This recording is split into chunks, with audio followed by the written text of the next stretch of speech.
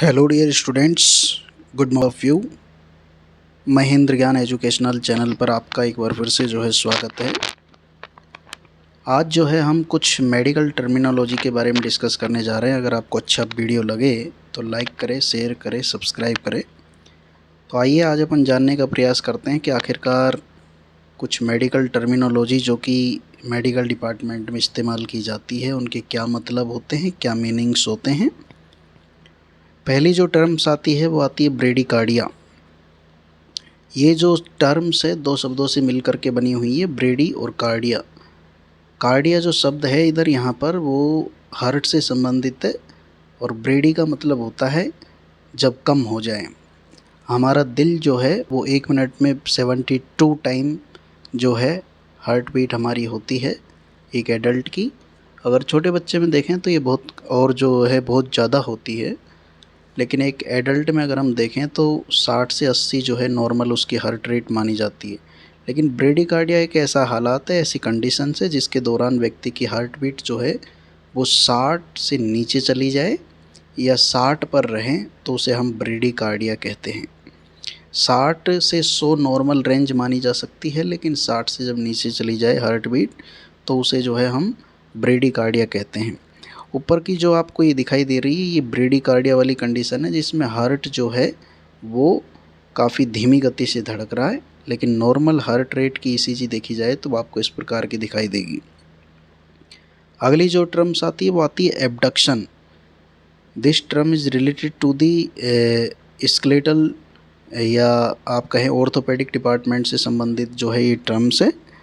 आपने skeletal system पढ़ा होगा। स्केलेटल सिस्टम जब हम पढ़ते हैं तो उसमें जब आप सेंट्रल लाइन से आपकी जो ये एक प्रकार की जो ये आपके हाथ और पैर जो आपकी ये हैं, जब सेंट्रल लाइन से इनका मूवमेंट जब दूर की तरफ होता है, कोई भी बॉडी के पार्ट का मूवमेंट सेंट्रल लाइन से या बॉडी का जो मिड लाइन है उससे दूर की तरफ होता है, सेंटर से दूर की तरफ होता है, तो उस टर्म को जो है हम एब्डक्शन कहते हैं। जैसा आपको इस डायग्राम में भी दिखाई दे रहा होगा, इस डायग्राम में ये जो फीमेल है ये सीधी खड़ी है, लेकिन इस सेकंड वाले मोमेंट में जो है इसका हिप जो है वो सेंट्रल वाले जो मिड लाइन वाला जो पोर्शन है उससे दूर की तरफ जा रहा है। तो ये पोजीशन जो है वो एब्डक्शन पोजीशन कहलाती है। जब भी कोई बॉडी का पार्ट मिड लाइन से दूर की तरफ मूवमेंट करता है उसे हम एब्डक्शन कहते हैं। वो हाथ भी हो सकता है, वो पैर भी हो सकता है, वो फिंगर भी हो सकती है। Next term is the hematuria. आपने इसके बारे में सुना होगा। Hem word related to the blood and urea is word related to the urine. जब आपके यूरिन के अंदर ब्लड आना स्टार्ट हो जाए तो उसे हिमेचूरिया कहते हैं। कई हालातों के दौरान जो है ये बहुत सीरियस कंडीशन हो सकती है और कभी कभार ये जो है नॉर्मल कंडीशन यूटीआई वगैरह ऐसी कंडीशंस में भी देखने को मिल सकती है। मैंने यहाँ पर आपको 2 सैंपल दिखाएं। ये नॉर्मल यूरिन का सैंपल है और ये जो है हिमेचूरिया वाले पेशेंट जिसके यूरिन में ब्लड आ रहा है उसका सैंपल है। हमारी यूरिन फॉर्मेशन का काम हमारी किडनी करती है। किडनी जो है हमारे ब्लड में से यूरिन जो वेस्ट होता है उसको फ़िल्टर करके और बॉडी से बाहर निकालती है। तो मैंने यहाँ किडनी का जो है डायग्राम, अगर नॉर्मल किडनी फंक्शन कर रही है तो आपका यूरिन ऐसा बनेगा, लेकिन जब किडनी जो है सही तरीके से फंक्शन नहीं कर रही है या कोई और जो है यूरिनरी ट्रैक्ट इन्फेक्शन में जो है कोई इन्फेक्शन है या कोई डैमेज है तो उस वजह से ब्लड जब यूरिन में आए तो इस प्रकार से आएगा, उसे हम हिमेचूरिया कहते हैं। नेक्स्ट जो टर्म्स आती है बच्चों वो है डिस्निया। आपने इसके बारे में सुना होगा, DYSPNEA। डिस्निया मतलब डिफ़िकल्टी इन द ब्रीथिंग। जब किसी व्यक्ति को सांस लेने में तकलीफ़ होती है तो उसे हम डिस्निया बोलते हैं। डिस्निया एक मेडिकल टर्म है जिसके अंदर जो है व्यक्ति को सांस लेने में तकलीफ़ होती है।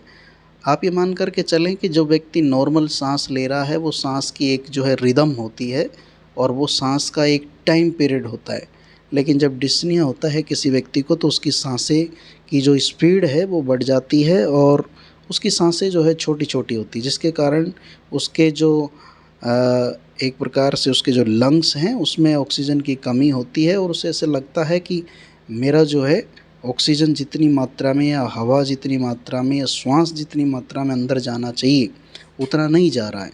तो वो व्यक्ति जब सांस लेता है तो ऐसे होता है जैसे एयर हंगर हो, वो हवा का भूखा हो और उसकी चेस्ट जो है उसमें टाइटनेस जैसी फीलिंग्स आती है, इसलिए वो गहरी गहरी लंबी लंबी सांसें लेने का प्रयास करता है और फिर भी नहीं ले पाता है, तो वो बार बार छोटी छोटी सांसों को डीपली लेने का प्रयास करता है, उसे हम डिस्निया बोलते हैं।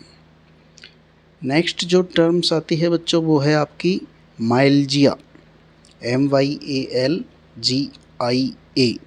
एक मेडिकल टर्म है जिसके अंदर आपकी मसल्स के अंदर पेन होता है, मसल्स के अंदर जकड़न होती है, कोई लिगामेंट, टेंडन या फेसिया के अंदर कोई समस्या होने के कारण आपकी मसल्स में स्टिफनेस जैसा कुछ हो जाता है, उसे हम माइल्जिया बोलते हैं।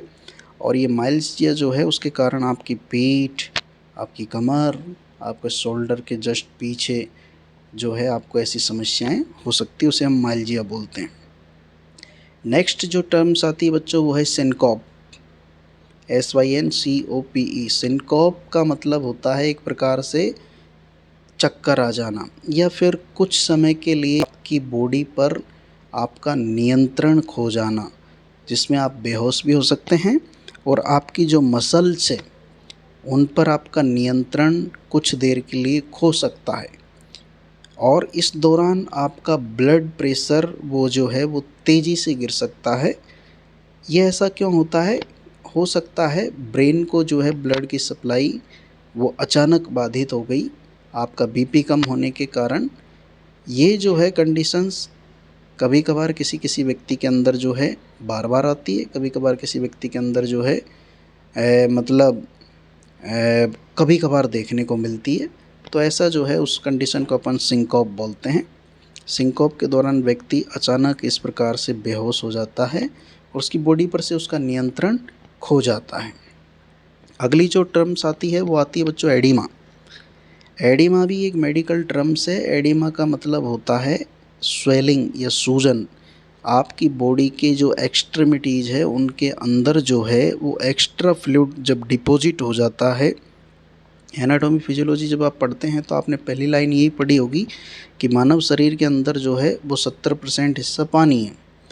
आपके शरीर के अंदर जो ये फ्लूइड होता है, पानी होता है, ये कोशिकाओं के अंदर पाया जाता है, उसे हम इंट्रासेलुलर फ्लूइड बोलते हैं, और जो कोशिकाओं के बाहर पाया जाता है उसे हम एक्स्ट्रा सेलुलर फ्लूइड बोलते हैं। जब आपके शरीर के अंदर इस फ्लूइड की जो है क्वांटिटी बढ़ती है और ये डिपॉजिट होता है, तब जा कर के जो है आपके शरीर के अंदर जो है एडिमा देखने को मिलता है, सूजन देखने को मिलता है। सूजन जो है दो प्रकार की हो सकती है। पिटिंग एडिमा, जिसमें प्रेस करने के बाद में व्यक्ति के अंदर जो इस प्रकार से गड्ढा बना रह जाए उसे पिटिंग एडिमा बोलते हैं, और अगर गड्ढा नहीं बने तो उसे नॉन पिटिंग एडिमा बोलते हैं। पेरीफेरल मतलब आपकी एक्सट्रीमिटीज़ के अंदर सूजन हो सकती है। पल्मोनरी एडिमा मतलब आपके लंग्स के अंदर पानी भर जाना, और सेरिब्रल एडिमा मतलब आपके ब्रेन के अंदर पानी भरने जैसी समस्या हो सकती है। अगली जो टर्म्स आती है वो है बच्चों न्यूरोपैथी। न्यूरो और पैथी दो शब्द है। न्यूरो मतलब न्यूरॉन, पैथी मतलब डैमेज। जब आपकी बॉडी के अंदर पाए जाने वाले न्यूरॉन्स या नर्व्स जब डैमेज हो जाती है, पेरीफेरल सिस्टम्स जो है आपका अफेक्ट हो जाता है, जिसके कारण सिग्नल्स जो ब्रेन और स्पाइनल कोड के बीच में या बॉडी के किसी पार्ट के बीच में जो सिग्नल्स है वो ट्रांसमिट होने का जो है एक जो नॉर्मल वे है वो बाधित हो जाता है, जिसके कारण आपके हाथ पैरों में टिंगलिंग सेंसेशन, बर्निंग पेन या नमनेस जैसी कंडीशन आपके हाथ और पैरों में देखने को मिल सकती है। उस दौरान आपको जैसे इस प्रकार की कंडीशन मिलेगी जैसे पैर जो है जल रहे हैं, हाथों में जो है सुन्नापन है, नमनेस जैसा कुछ हो रहा है, और जैसे कोई आपके पैरों के ऊपर जो है वो निडल्स पिन्स जैसे कुछ चुभा रहा है। इस प्रकार का अगर आपको होता है तो उस टर्म्स को बोलते हैं न्यूरोपैथी। लास्ट जो टर्म्स आती है बच्चों वो आती है इस्चेमिया। इस्चेमिया कंडीशन आपने सुनी होगी। ऑक्सीजन की जब हमारे कोश अंदर कमी हो जाती है तब जो है इस्चीमिया जैसी कंडीशन आ जाती है। इस्चीमिया जो है वो ब्लड सप्लाई एक प्रकार से डिस्टर्ब होने के कारण टिश्यू के जो ऑर्गन्स के जो टिश्यू हैं उनको सफिशिएंट मात्रा में ऑक्सीजन नहीं मिल पाती है, जिसके कारण वहाँ की कोशिकाएं मरना स्टार्ट हो जाती है, क्योंकि उनको न्यूट्रिशन और ऑक्सीजन नहीं मिल रहा होता है।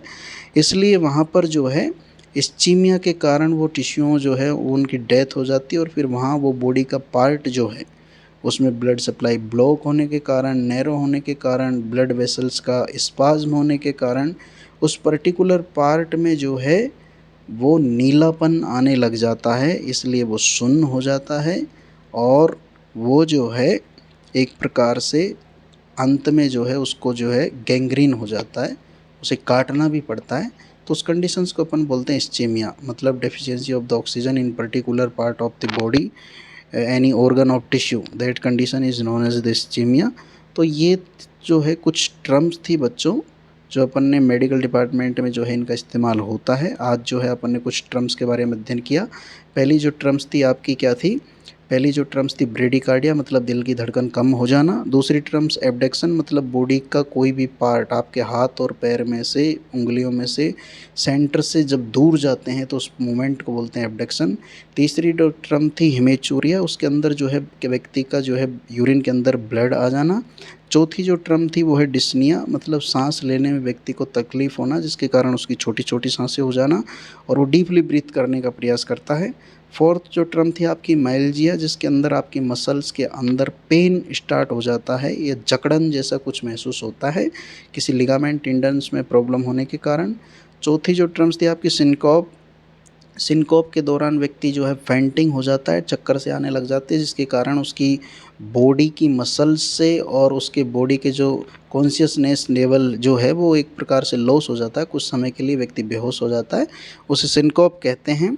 एडिमा, जिसके अंदर व्यक्ति के अंदर जो है उसकी कोशिकाओं के अंदर extra cellular fluid intra cellular fluid ज़्यादा मात्रा में डिपॉजिट होने के कारण उस व्यक्ति के शरीर के एक्सट्रीमिटीज़ जो होती है, बॉडी के पार्ट्स जो होते हैं उनमें सूजन देखने को मिलती है, उसे हम एडिमा बोलते हैं। एडिमा जब ब्रेन में हो तो उसे सेरिब्रल एडिमा बोलते हैं, फेफड़ों में हो तो पल्मोनरी एडिमा बोलते हैं और हाथ पैरों में हो तो पेरिफेरल एडिमा बोलते हैं। न्यूरोपैथी, जिसके अंदर व्यक्ति की जो है न्यूरॉन्स डैमेज हो जाते हैं, नर्व्स डैमेज होता है जिसके कारण जो है उसकी एक्सट्रीमिटीज़ में बर्निंग सेंसेशन, नमनेस जैसी देखने को मिलता है। और इस्चेमिया, जब पर्टिकुलर बॉडी के किसी पार्ट की जो कोशिकाएं हैं वो ऑक्सीजन की कमी के कारण मरने लगे, नीली पड़ने लगे तो उसे इस्चीमिया बोलते हैं और लास्ट में वहाँ पर नेक्रोसिस हो जाता है। तो आज जो है बच्चों अपन ने कुछ मेडिकल टर्म्स के बारे में जाना। उम्मीद करते हैं आपको ये जो है अच्छा लगा होगा, समझ में आया होगा। अगर वीडियो आपको अच्छा लगे तो ज़्यादा से ज़्यादा जो है महेंद्र ज्ञान एजुकेशनल चैनल्स को सब्सक्राइब करें, शेयर करें, लाइक करें। नमस्कार, धन्यवाद, थैंक यू एवरीवन।